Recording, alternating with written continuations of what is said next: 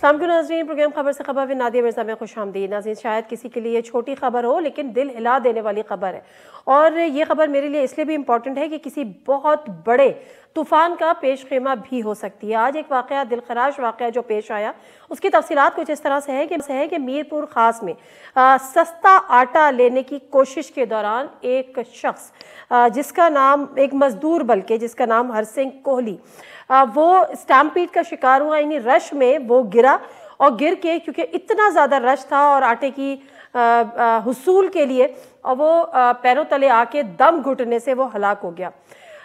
ये शुरुआत है, आटे का बहरान है, मुल्क में आटा नहीं मिल रहा। जब ये बात कर रही थी तो हमारी ही जो कैमरामैन है वो बता रहे थे कि इस्लामाबाद में जैसे शहर में भी आटा मुश्किल से मिल रहा है, और किसी को मिल रहा है और किसी को नहीं मिल रहा।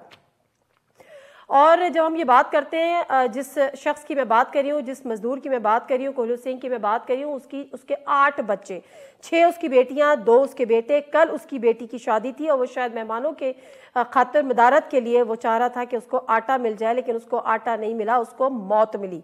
हम किस पाकिस्तान की तरफ आगे जा रहे हैं, और क्या हमारे हुक्मरानों के कानों पे जूं रेंग रही है? आने वाला वक्त जहाँ पर मज़ीद बहरान जन्म ले सकते हैं, जो इकोनॉमिकल हमारी सिचुएशन है, इस तमाम चीज़ों पे और कुछ पॉलिटिकल हम जरा गुफ्तगू करेंगे। Senior vice president PTI, senior रहनुमा चौधरी साहब हमारे साथ मौजूद हैं। जी अस्सलाम वालेकुम फवाद चौधरी साहब। जी अस्सलाम वालेकुम। फवाद चौधरी साहब, जो मीरपुर खास में आज खासकर एक वाक़या पेश आया है, और जिस शख्स की इसलिए उसकी डेथ हुई कि वो आटे के उसूल में खड़ा हुआ था, रश बहुत ज़्यादा था, पैरों तले रोन दिया गया। सिचुएशन है, उसकी जिम्मेदार राना सनाउल्लाह साहब आज भी आपको ठहरा रहे हैं। मुझे जरा समझाने की कोशिश करें, या अपने नाजरीन को, हमारे नाजरीन को बताने की कोशिश करें कि PTI किस हद तक इस बहरान की जिम्मेदार है, क्योंकि राना सनाउल्लाह साहब ने आज ही कहा है कि चूंकि आप लोगों ने, आपसे मुराद PTI ने और खान साहब ने IMF से मुआहदा तोड़ा था, खिलाफ वर्जी की थी, जिसकी वजह से अब हमें IMF के साथ डील करने में मुश्किलात का सामना है, और IMF हम पर एतबार नहीं कर रही। तो PTI कितनी जिम्मेदार है और आप कितना समझते हैं? देखिए, पहली बात तो ये कि नादिया, ये तो बड़ा नॉन सीरियस लगता है अगर हम राना सनाउल्लाह की कोई इकोनॉमिक बयान, उनके जो इकोनॉमी के ऊपर को उनका स्टेटमेंट है, उसको लेके प्रोग्राम शुरू कर दें। राना साहब को तो आप किसी जेली केसेस के ऊपर, या जो वो नवीद को वकील देने वाली बात है, उसके ऊपर आप उनको रेफर करें तो ठीक है, वो उनका शोबा है। जाली केसेस बनवाना, जाली पुलिस मुकाबले करना, इस तरह की कोई उनकी होना, तो वो तो ठीक है, उनको रेफर करें। इकोनॉमी पे तो खुदा के लिए राना सनाउल्लाह को रेफर करना, मैं समझता हूँ कि कम से कम इट्स अ गुनाह कबीरा है। उनको रेफर नहीं कर रही ना चौधरी साहब, कोई स्टैटिस्टिक्स की बात नहीं कर रहे। वो कह रहे हैं कि IMF हमसे नाराज है, और उसकी वजह ये कि PTI ने उनके साथ मुआहदा की खिलाफ वर्जी की थी। देखो, IMF का तो उन्हें IMF को पता भी नहीं होगा IMF से बनता क्या है। सो राना सनाउल्लाह को छोड़ दे, ओवरऑल आप अपना जो नुक्ता नजर है आपका, मैंने आपको दोनों बातों के ऊपर, चलिए, आपने खिलाफ वर्जी तो की थी मुआहदे की ना, मैं आपको दोनों बातों के ऊपर एक पॉइंट ऑफ व्यू देता हूं। पहले स्पेसिफिकली आटे के ऊपर बात करते हैं, क्योंकि बहरान है आज का। आप जब हमजा शहबाज चीफ मिनिस्टर बन रहे थे और सारा फोकस ये था कि पंजाब में किसी तरीके से हमजा को बनाना है, आप मेरी प्रेस कॉन्फ्रेंसेज उठा के देखें, मैं उस वक्त बार बार पॉइंट आउट कर रहा था कि ये जो कुछ हम कर रहे हैं, प्रोक्योरमेंट जो है वो इससे में बेड़ा गर्क हो गया है। पाकिस्तान, उस वक्त पंजाब का फूड डिपार्टमेंट जो है वो तबाह बर्बाद हो गया है। आप प्रोक्योरमेंट्स नहीं कर रहे, और अल्टीमेटली नवंबर दिसंबर में आपको आटे का बहरान का सामना करना पड़ेगा। ये मैं कोई अगस्त की बात कर रहा हूँ, जुलाई अगस्त की बात कर रहा हूँ। उसके बाद आप देखिए कि हमने जब पाकिस्तान, जब PTI जब गई है, हम 29 मिलियन मैट्रिक टन गंदम छोड़ के गए हैं, और आपने स्ट्रेटेजिक रिजर्व्स अपने बनाने थे, जो आपने बनाने थे रशिया से गंदम लेके। इन्होंने ना रूस से गंदम का मुआहदा जो है वो एग्जीक्यूट किया, ना इन्होंने यहाँ पे प्रोक्योरमेंट पे तवज्जो दी, और तीसरा फिर इन्होंने ये कर दिया कि जो अफगानिस्तान के ऊपर बाढ़ लगाई थी, जो सारे मामला हम ठीक कर रहे थे, वहां पे भी मामला उठ गया। अब इस वक्त जो है ये बहरान, जिसकी आपने आज, जो अभी आज एक शख्स जान से गया है और आपने जिसकी बात की है, मैं आपको बताऊं, ये सिर्फ टिप ऑफ द आइसबर्ग है। आप सिर्फ 15 दिन रुक जाए और फिर देखिए यहाँ पे, स्पेशली आपके कराची में, बलूचिस्तान में, और आपके यहाँ आटे के ऊपर रॉयल्स शुरू हो जाएंगे जो हालात जा रहे हैं। मईशत का हाल इन्होंने ये कर दिया है कि जब हमारी गवर्नमेंट, जिस दिन वोट ऑफ नो कॉन्फिडेंस इन्होंने जमा करवाई, पाकिस्तान के रिजर्व्स थे $16.7 बिलियन। आज वो रिजर्व्स रह गए हैं $4.5 बिलियन। जिस दिन ये तशरीफ लाए थे ये शहबाज शरीफ साहब और इनकी जीनियस हुकूमत, हम ग्रो कर रहे थे 6% के ऊपर, आज हम चले गए माइनस में। उसके बाद आपकी जो आपकी महंगाई की शरह है, आज जो कल इन्होंने खुद अपने जो स्टडीज जो रिलीज किए हैं, 31% इंक्रीज है, 31% महंगाई में, जो पाकिस्तान की हिस्ट्री का सबसे बड़ा इंक्रीज है। सो मुझे आप बताइए, ना इनसे जो हमारी तेल की डील थी रशिया की वो एग्जीक्यूट हो सकी, ना गंदम की डील एग्जीक्यूट हो सकी। IMF से जो ये कह रहे हैं कि हमने जो है वो मुआहदे की खिलाफ वर्जी की थी, तो IMF इनसे फिर क्यों नाराज है? इनसे तो नाराज नहीं होना चाहिए। इनको हुआ ये था, अगर आप इसके लिए आप किसी मेरी बात ना सुने, आप मिफ्ता इस्माइल से पूछें क्या इन्होंने किया। जो इन्होंने मिफ्ता ने जो इनके साथ एग्रीमेंट करके आए पहले, वो भी एग्रीमेंट भी एक तो बड़ा जो था वो भी मिफ्ता ने जो किया था वो गलत था। लेकिन उसको फिर जाके जब इसने इसहाक डार ने आके, पहले इन्होंने कहा मूडीज ने रेटिंग डाउन की, इसने कहा मैं मूडीज को देख लूंगा, आपको इनका बयान याद होगा। उसके बाद IMF के साथ जाके ये लड़ पड़े। ना इनकी कोई इकोनॉमिक स्ट्रेटजी है, ना इनकी कोई गवर्नेंस की स्ट्रेटजी है, ना इनको पता है। उस दिन हम जब हमारा इकोनॉमिक सेमिनार था तो हमाद अजहर ने बड़ी अच्छी बात की। उसने कहा कि मुझे तो ये समझ नहीं आती कि हमने इनके ऊपर तनकीद क्या करनी है, क्योंकि इनका कोई प्लान ही नहीं है। कोई प्लान हो तो बंदा उस पर तनकीद भी करता है, बताता है ये सही है ये गलत है। ये तो दुरुस्त कह रहे हैं, ये यकीनन आप दुरुस्त कह रहे होंगे चौधरी साहब, लेकिन आपके अपने जो वजीर खजाना थे शौकत तरीन साहब, वो बशमूल वो, अब ज़ाहिर PTI के रहनुमा भी इस बात से मुत्तफिक हैं और मानते हैं कि IMF में जाने के अलावा कोई और ऑप्शन रहा ही नहीं है, चाहे उसके लिए कितनी कड़ी से कड़ी शराइत IMF की हमें तस्लीम करना पड़े।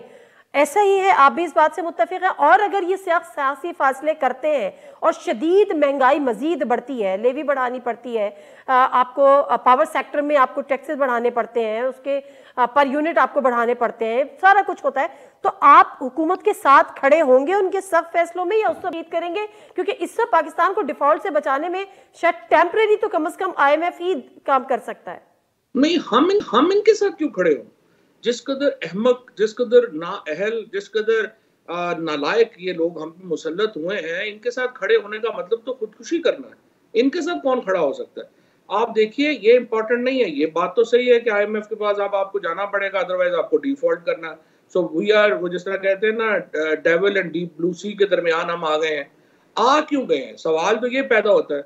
और ये एस्टेब्लिशमेंट के जो हमारे बुजुर्ग महर हैं, जिन्होंने इनको ला के हमारे ऊपर मुसल्लत किया, उनसे सवाल बनता है कि आप हमें बताइए कि मुल्क ठीक ठाक चल रहा था, आपने, ये श्रीलंका नहीं है पाकिस्तान, श्रीलंका में क्या हुआ कि वहां के इकोनॉमिक क्राइसिस आया, जिसके नतीजे में पॉलिटिकल इंस्टेबिलिटी आ गई। पाकिस्तान में तो ठीक ठाक इकोनॉमी चल रही थी, आपने जानबूझ के पॉलिटिकल इंस्टेबिलिटी पैदा की, जिसके नतीजे में आपका डॉलर हेवे हो गया।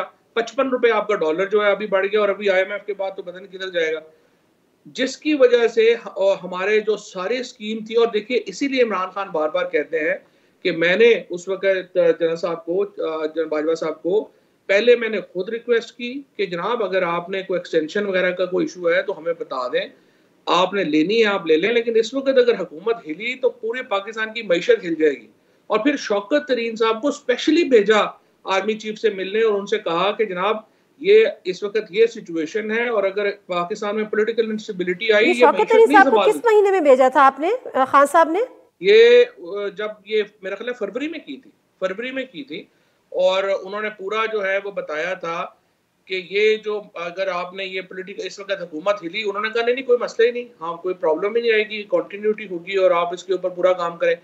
वो आप बाकी सारी स्टोरी आपके सामने है। अब आप देखिए हुआ क्या है, पाकिस्तान में डॉलर जो है वो हिल गया, डॉलर पॉलिटिकल अनसर्टेनिटी की वजह से जब डॉलर हिल गया तो आपकी यहाँ पे पहले जो है वो आपका एक्सटर्नल डेट, और उसकी वजह से आपका इंपोर्ट का जो बिल था वो दुगना तिगना हो गया, उसकी वजह से आपका जो है करंट अकाउंट डेफिसिट हो गया। अब इतनी ये सारे प्रॉब्लम्स जो हैं ये पाकिस्तान में पॉलिटिकल इंस्टेबिलिटी की वजह से हैं। और अब भी देखें हम इनसे क्या कह रहे हैं, ये हमने इनसे बात की जब शुरू में, इसहाक डार साहब आए प्रेसिडेंट आरिफ अलवी साहब के पास, और इन्होंने कहा जी कि आप इलेक्शन जो हैं वो हम कराएंगे अगस्त सितंबर में।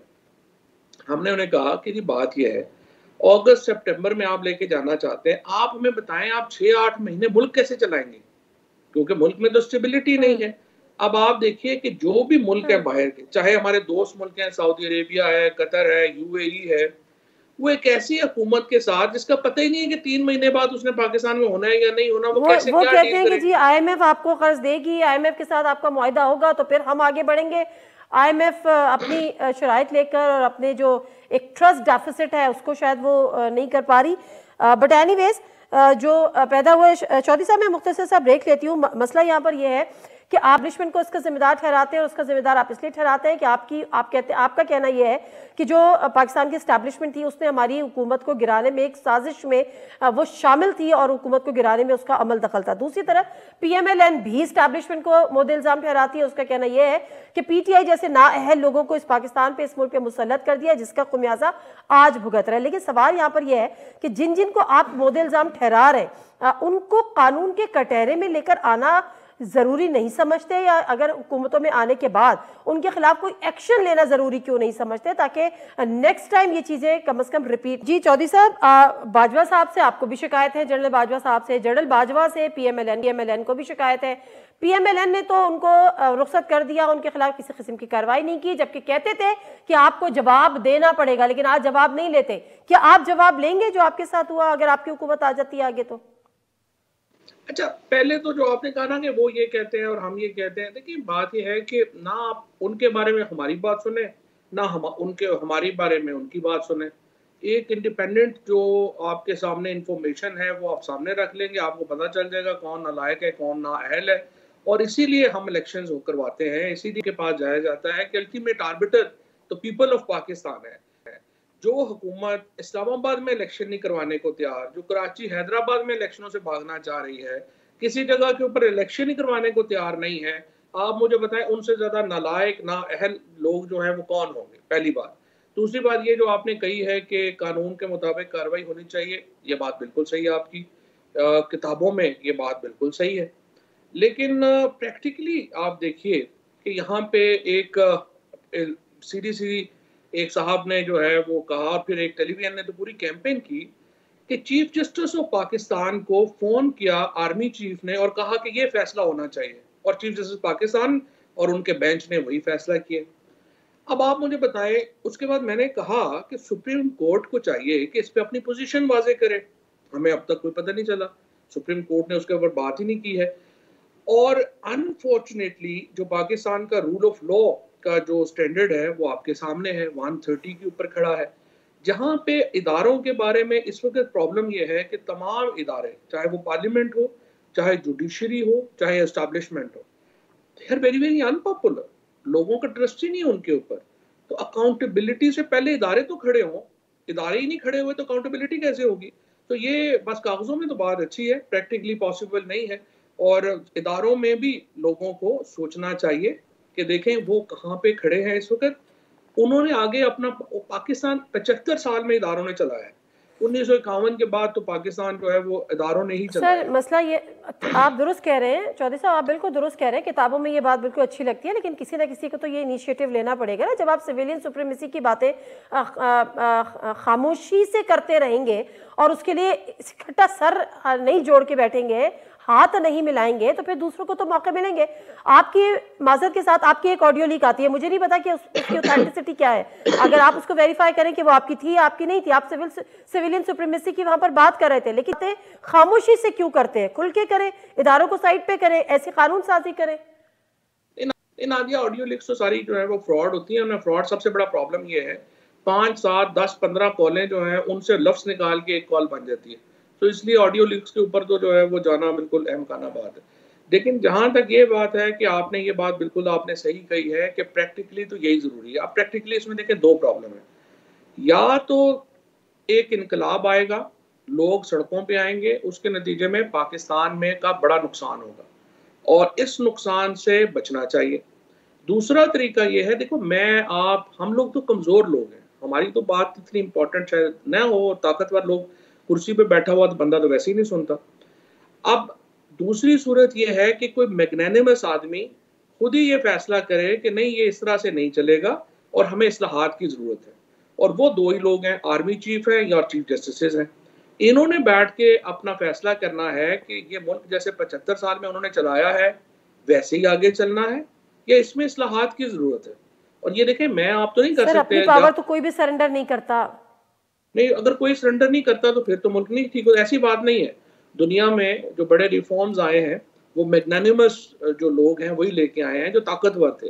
दूसरी सूरत जो है ना, उसमें प्रॉब्लम है जो श्रीलंका में सूरत हाल बनी है। इससे पहले आप देखिए ईरान में इनकलाब आया, उससे पहले चाइना में इनकलाब आया, उसमें फिर बड़ा सफ़र करना पड़ता है। वो बड़ा एक आई वुड से प्रेफर्ड वे नहीं है। लेकिन अगर आप अवाम को बिल्कुल एक दीवार से धकेल देंगे तो क्या होगा? फिर वही होगा जो अनफॉर्चुनेट है, उससे बचने की कोशिश करनी चाहिए।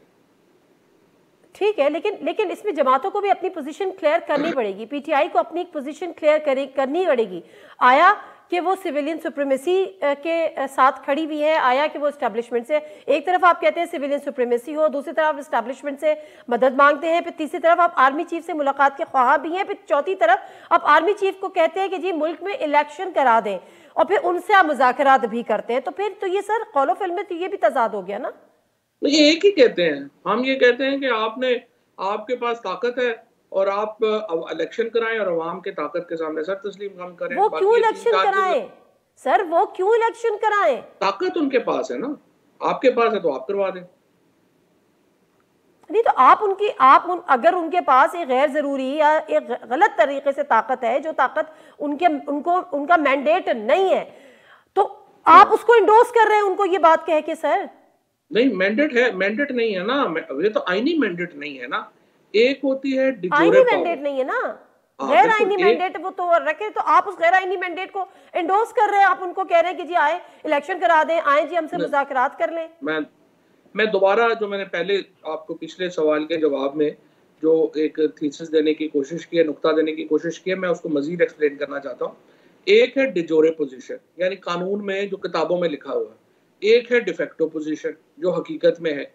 हकीकत में ये है कि पाकिस्तान में 1951 के बाद जर्नल्स ने और जजेस ने मिलकर हुकूमत की है और उनके बगैर पाकिस्तान में तब्दीली नहीं आती है।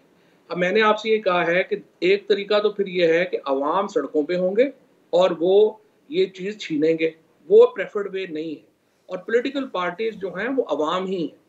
और दूसरा तरीका ये है कि वो खुद मैग्नानिमिटी का मुजाहरा करेंगे, अपने जो मामलात हैं उनके ऊपर जायजा लेंगे और वो फैसला करेंगे कि हमने क्या इस्लाहात करनी है। अब जब तक वो ये फैसला ना करें, मैं और आप तो नहीं करा सकते ना, हम तो अर्जी कर सकते हैं जो हम कर रहे हैं।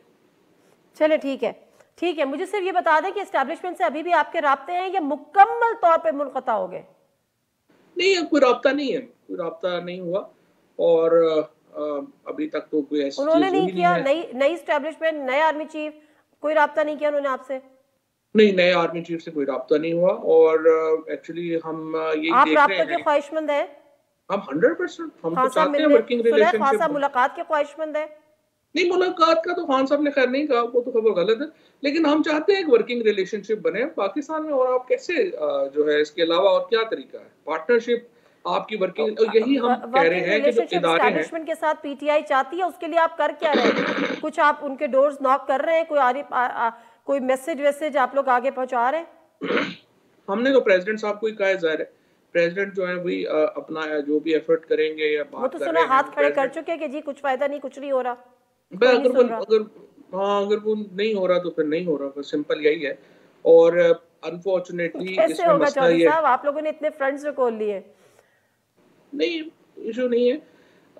देखिए मसला क्या है इस वक्त, जो पाकिस्तान में हमारी जो प्रायोरिटी होनी चाहिए वो ज़ात अपनी से थोड़ा सा आगे बढ़ के देखने की ज़रूरत है, और ज़ात से बढ़कर आगे देखने में ज़रूरत ये है। और ये जो मैं देखिए ना, प्रॉब्लम इदारों का पीटीआई से कोई स्पेशल ताल्लुक नहीं होना चाहिए, लेकिन उनका कोई स्पेशल ताल्लुक जो है वो पीएमएलएन से भी नहीं होना चाहिए, उनका पीपल्स पार्टी से भी नहीं होना चाहिए। इदारे जो हैं उन्हें तो उनका ताल्लुक तो पाकिस्तान के अवाम के साथ होना चाहिए ना।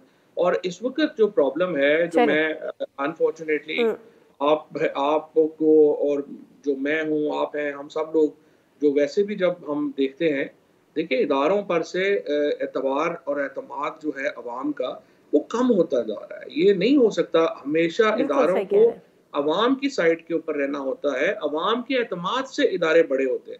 अवाम के एतमाद के बगैर इदारे कैसे बड़े हों? True true true 100% agree. Chaudhry sahab, Punjab के हवाले से क्या चल रहा है, क्या किस हद तक, क्योंकि आप लोग चाहते थे, बल्कि आपका स्टेटमेंट आया था एतमाद का वोट लेंगे, असद उमर साहब मेरे प्रोग्राम में कह रहे थे चौधरी परवेज इलाही एतमाद का वोट लेंगे, चौधरी परवेज इलाही साहब ने हरी झंडी दिखा दी, अब क्या होगा? नहीं, चौधरी साहब का जो है ना, एक्चुअली देखिए हमारा तो ये तो चौधरी साहब की बात ठीक है कि हम समझते हैं कि गवर्नर का ऑर्डर इलीगल है और हम उसको जो है वो नहीं मानते, ये बात तो उनकी ठीक है। लेकिन हमेशा कहते हैं ना कि अच्छे के लिए तैयार रहें but be ready for the worst. तो अगर हमें एतमाद का वोट लेने का कहा जाता है तो हमारे नंबर्स जो हैं वो पूरे होने चाहिए। नंबर्स हमारे पास पूरे हैं और इंशाल्लाह 9 को जो सेशन शुरू होगा, 11 तारीख को हाई कोर्ट का जो है ये आपको मालूम है कि केस लगा हुआ है। हमारी अंडरटेकिंग जो है कि हम असेंबली तोड़ेंगे नहीं, ये 11 तारीख तक है। सो उसमें जो भी उसके मुताबिक होता है तो फिर इंशाल्लाह हम उसी दिन इस मामले को जो है निपटा लेंगे। असेंबली तोड़ देंगे, इसके लिए तैयार है चौधरी परवेज इलाही साहब? नहीं, चौधरी साहब तो ने तो पहले देखिए, चौधरी साहब का पॉइंट ऑफ व्यू ये है कि असेंबली को लंबा चलाए और 2-3 महीने इसको चलाए। चौधरी साहब का व्यू ये है, हमने डेवलपमेंट के काम शुरू किए, फलां किया, लेकिन फैसला उन्होंने कहा जो इमरान खान करेंगे। इमरान खान ने फैसला कर दिया और आपको पता ही है चौधरी साहब ने और महमूद खान साहब उस तकरीर में इमरान खान के साथ पीछे बैठ के उन्होंने ये फैसला जो है वो किया था। तो चौधरी साहब का व्यू ये है कि चाहता तो मैं ये हूँ कि असेंबली को कुछ देर चलाया जाए, लेकिन फैसला इमरान खान ने करना है। अगर वो कहते हैं कि तहलील कर दें तो हम फौरन तहलील कर देंगे। अच्छा, खुद ही आपने कहा कि आप अच्छा सोचें तो अच्छा होगा, लेकिन फिर भी get ready for worse as well. अगर चौधरी साहब नहीं मानते और खान साहब कहते हैं नहीं जी असेंबली टूटनी चाहिए, लेकिन चौधरी साहब नहीं मानते बिलफर्ज, तो फिर आपकी स्ट्रेटजी क्या होगी? क्या इस्तीफे देके बाहर आ जाएगी पीटीआई पंजाब से? ये भी एक हिकमत अमली है और अगर हमने इस्तीफे दे दिया तो इसका मतलब ये होगा कि तकरीबन अराउंड आप समझिए कि 51% असेंबली जो है वो नहीं होगी ऐवान के अंदर। वो भी एक तरीका हो सकता है, लेकिन हमें उम्मीद यही है कि चौधरी परवेज इलाही साहब का, क्योंकि पीएमएलक्यू का इस वक्त जो पॉलिटिकल एक मिड टर्म में एटलीस्ट जो पॉलिटिकल इंटरेस्ट है वो यही है कि वो पीटीआई के साथ मिलकर इलेक्शन लड़ें। अगर वो पीटीआई के साथ मिलकर इलेक्शन नहीं लड़ते हैं तो वो जाहिर है कि उनको इसका नुकसान होगा। सो इसलिए वो पीटीआई के साथ ही रहेंगे। चौधरी परवेज इलाही साहब पीटीआई के साथ रहेंगे, लेकिन अगर वो नहीं साथ रहते, असेंबली नहीं तोड़ते खान साहब के कहने पे, तो आप इस्तीफे देके बाहर आ जाएंगे और हुकूमत जो है वो नून लीग के हाथों में चली जाएगी पंजाब में। देखिए एक ऑप्शन है हमारे पास, पंजाब में जो है वो 151 जो लोग हैं वो रहेंगे नहीं। अब पंजाब हुकूमत जो है वो फिर किसी के पास असूलन 186 नंबर जो है वो चाहिए पहले राउंड के लिए, तो 186 नंबर किसी के पास होगा ही नहीं, तो हुकूमत तो बन नहीं सकेगी, फिर there will be no government.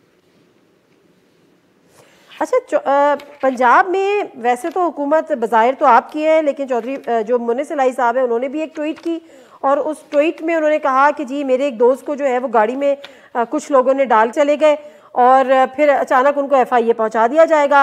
FIA वाले कस्में खाएंगे या कस्में खाते हैं कि हमने नहीं किया, फिर उनको मजबूर किया जाएगा।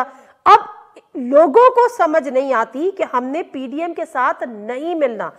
क्या कुछ रोशनी चौधरी साहब आप डाल सकते हैं? ये लोगों से मुराद मुनिस इलाही साहब की किसकी तरफ है, किसको बता रहे हैं कि पीडीएम से नहीं मिलना? वो तो एस्टैब्लिशमेंट ही को बता रहे हैं। उन्होंने जो आज सुबह ट्वीट भी की है उसमें यही कहा है कि वो एस्टैब्लिशमेंट का जो दबाव है इस ज़मन में वो उसको नहीं इग्नोर करेंगे और वो पीडीएम के साथ रहेंगे, पीटीआई के साथ रहेंगे, पीडीएम के साथ हमने नहीं जाना। मुनिस इलाही साहब पहले दिन से बड़े किलर हैं और उन्होंने बड़ी दलेरी के साथ जो है, वरना आमतौर पर ख्याल किया जाता था कि पीएमएलक्यू तो अपोजिशन की पार्टी नहीं है, वो तो गवर्नमेंट के साथ जाती थी, हमेशा एस्टैब्लिशमेंट के साथ ही रहते हैं। बट मोनस ने आके ये एक जो समझिए कि पीएमएलक्यू की जो पॉलिटिक्स है उसको अवामी एक पॉलिटिक्स बनाया है और दलेरी के साथ उन्होंने मुकाबला किया। वैसे ये वही मुनिस इलाही है जो कहते थे कि खान साहब मुझे वजीर इसलिए नहीं बनाते कि उनको मेरी शक्ल पसंद नहीं है, अब पसंद आ गया खान साहब को। ये तो जब इख्तिलाफ होता है तो वैसे ही हो जाता है, जब इख्तिलाफ होगा तो अच्छा चले, मैं सिर्फ ये पूछना चाह रही हूँ, इसका मतलब ये है कि कम से कम पंजाब की हद तक, और वैसे तो सिंध और कराची की सूरत हाल पे भी बात करूंगी, लेकिन पंजाब की हद तक असेंबलीज टूटने या ना टूटने के मामले में इस्टेब्लिशमेंट जो है वो कोई गैर सियासी नहीं हुई। इस्टेब्लिशमेंट अपना भरपूर रोल प्ले कर रही है अगेंस्ट पीटीआई। एपरेंटली अनफॉर्चुनेटली रोजाना जो एविडेंस है, जो शहादतें हैं, अगर जो हमारा नुक्ता नज़र यही था कि जब से तब्दीली आई है उसमें चीज़ें बेहतर हुई हैं, और मीडिया के हवाले से तो डेफिनेटली बेहतरी आई है। इमरान खान को सेंसर उस तरह से नहीं किया जा रहा और चीज़ों में बेहतरी आई है, लेकिन ये जो असम्बली के ऊपर जो रोल है वो पॉलिटिकल रोल जो है वो नहीं, ये पॉलिटिकल रोल नहीं है, यानी इस्टेब्लिशमेंट अभी भी गैर सियासी नहीं है। ऐसे ही ऐसे ही है। अच्छा जी, तो एक ब्रेक और ले लें अगर आपकी इजाज़त हो चौधरी साहब, और ब्रेक के बाद ज़रा वापस आती हूँ। तो पंजाब की हद तक तो चौधरी साहब ने बड़ा कैटेगोरिकली ये बात कह दी है कि पंजाब की हद तक अगर देखा जाए, और ख़ासतौर पे पंजाब असेंबली के तोड़ने या ना तोड़ने के मामले पे देखा जाए, तो इस्टेब्लिशमेंट ए पॉलिटिकल नहीं है। और ये बात उसी वक्त वाज़ेह हो गई थी जब चौधरी परवेज़ इलाही ने वेरी नेक्स्ट डे एक इंटरव्यू दिया था। उस इंटरव्यू में उन्होंने कहा था एक सवाल के जवाब में कि जी इस्टेब्लिशमेंट नहीं चाहती कि असेंबलीज टूटे, और वो चाहती है कि इस्टेब्लिशमेंट की असेंबलीज कंटिन्यू करें चाहे जिस सूबे की भी हो। तो यहाँ से भी उनका रोल ये वाजे हो गया था। तो मैं कोई जरा कराची और एमक्यूएम पर आती हूँ। चौधरी साहब, ये जो सीट एडजस्टमेंट के जो बातचीत हो रही थी क्यू लीग के साथ, कितनी सीट एडजस्टमेंट पर मामला तय हुए पंजाब की हद तक, और बाद में देखो पिछले दफा चार सीटें थी पीएमएलक्यू की नेशनल असेंबली में, और 8 सीटें थी इनकी प्रोविंशियल असेंबली में। तो अब अगर ये मामला इंशाल्लाह ठीक तरह से एग्जीक्यूट हो जाते हैं तो यकीनन उनकी नशिस्तों में इजाफा होगा। कितना वो भी नहीं पता, वो हम इस तरह से कोई एक नंबर पे नहीं चल रहे, हम हल्का वाइज चल रहे हैं कि जहाँ पे कोई तगड़ा उम्मीदवार अगर है पीएमएल उनकी कोई डिमांड कि कम से कम हमारी एक चीज तो क्लियर है ना कि जो हमारे एमएनए एमपीएस हैं वो हम उनको वो हम उनके हल्के नहीं छेड़ेंगे।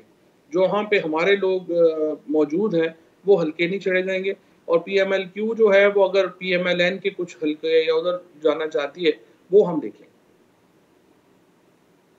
ओके फाइन, चलें। यहाँ पर तो आपने बड़ा अपना वाजे अपना पोजीशन क्लियर कर दी। पंजाब की हद तक एस्टैब्लिशमेंट ये पॉलिटिकल नहीं है, but as far as Karachi is concern, अब बड़ा ये तो बड़ा वाजे एक चीज़ है ना कि जी पीटीआई को मिनिमाइज करने के लिए, स्क्वीज करने के लिए कराची में धड़े मिल रहे हैं, जिसमें पीएसपी जो अपने आप को धड़ा भी नहीं बात पहले तो कहती थी, फारूक सत्तार ग्रुप, फिर एमक्यूएम पाकिस्तान, फिर वो आफाक अहमद से भी मुलाकात, ऑल्दो कि वो शायद जम नहीं हो रहे, ये भी कामरान टिसोरी साहब इसको फैसिलिटेट कर रहे हैं। ये भी अपनी मर्जी से सब कुछ हो रहा है चौधरी साहब कराची में, या ये भी कुछ खास मेहरबानियां हैं आपके दोस्तों की, पुराने दोस्तों की आप पे?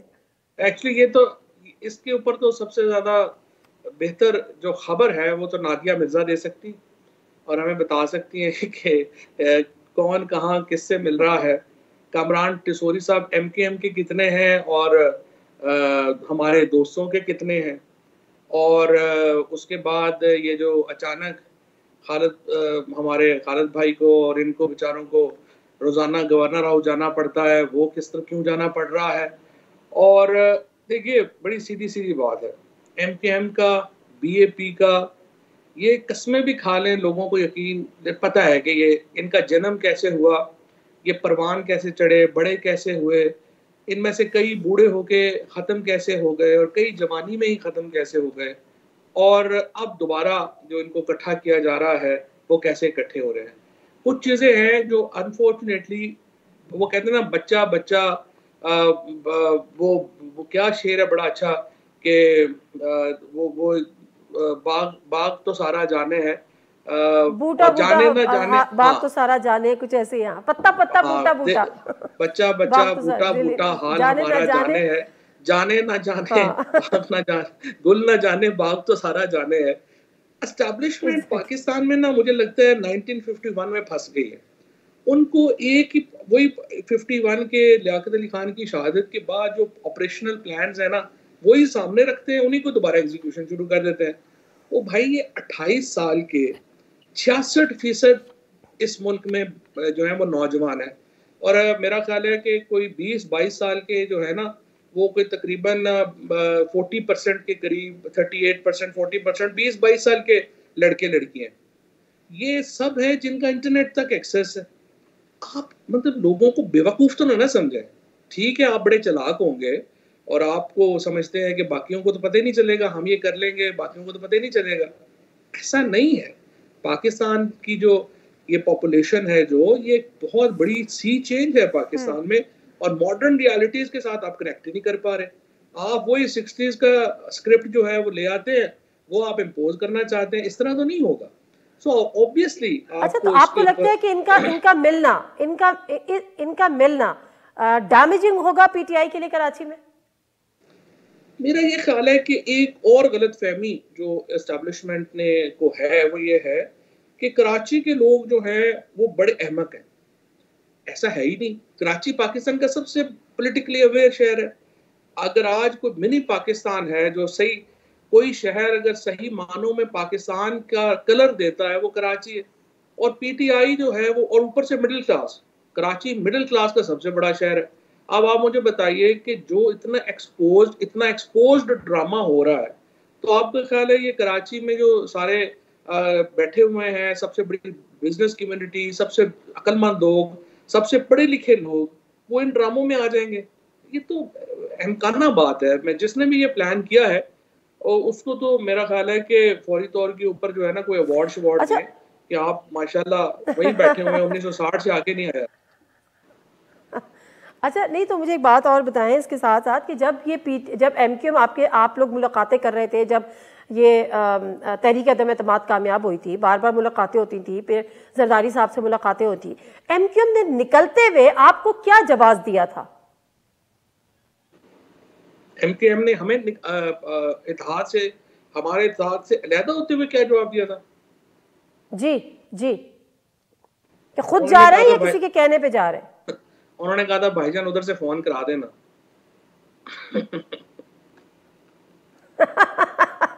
यानी उन्होंने दूसरी पार्टी ने करा दिया, पहले आप रह गए? नहीं, उन्होंने कहा हम नहीं जाना चाहते, लेकिन भाईजान आप फोन करा दें। चले ठीक है, thank you very much Fawad Chaudhry sahab आपके टाइम का। और चौधरी साहब की बातों से तो यही लगता है कि वो जो कहते हैं कि हम ए पॉलिटिकल है, वो ए पॉलिटिकल नहीं है। पंजाब क्यों ले ले तो वहाँ पर भी यही रोल फवाद चौधरी साहब बता रहे हैं कि किस तरह से वहाँ पर कोशिशें की जा रही है कि असेंबली ना टूटे, और उनके लोगों को फ़ोन आ रहे हैं। और यही सूरत हाल कुछ कराची की है। कामरान टेसोरी साहब किसके हैं और किसके नहीं है, और किसकी ख्वाहिश पे क्या क्या कुछ हो रहा है। तो प्रोग्राम से दीजिए नादिर मिर्ज़ा को इजाज़त। अल्लाह हाफ़िज़।